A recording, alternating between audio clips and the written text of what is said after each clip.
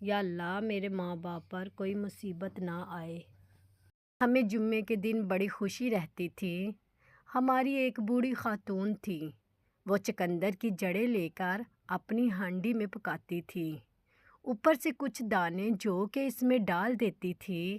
ہم جمعہ کی نماز پڑھ کر ان کی ملاقات کو جاتے تو وہ ہمارے سامنے یہ کھانا رکھتی تھی۔ جمعے کے دن ہمیں بڑی خوشی اسی وجہ سے رہتی تھی، ہم نماز جمعہ کے بعد ہی کھانا کھایا کرتے تھے۔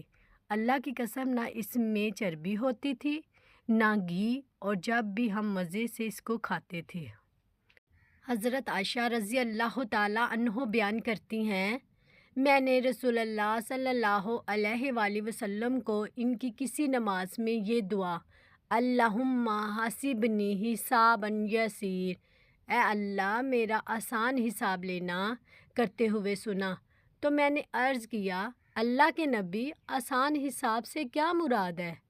آپ صلی اللہ علیہ وآلہ وسلم نے فرمایا اس سے مراد یہ ہے کہ اللہ تعالیٰ اس کے نامہ اعمال پر نظر ڈال کر اس سے درگزر فرمائے گا، کیونکہ عائشہ اس روز جس کے حساب کی جانچ پڑتال کی گئی تو وہ مارا گیا۔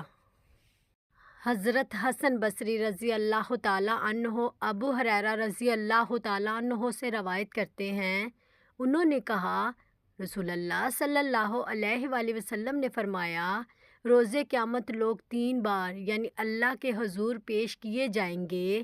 پہلی 2 مرتبہ کی پیشی میں جھگڑا اور معذرت ہوگی، اور تیسری پیشی کے وقت ہاتھوں کی طرف اعمال نامے اڑیں گے، چنانچہ کوئی انہیں اپنے دائیں ہاتھ میں پکڑنے والا ہوگا اور کوئی بائیں میں۔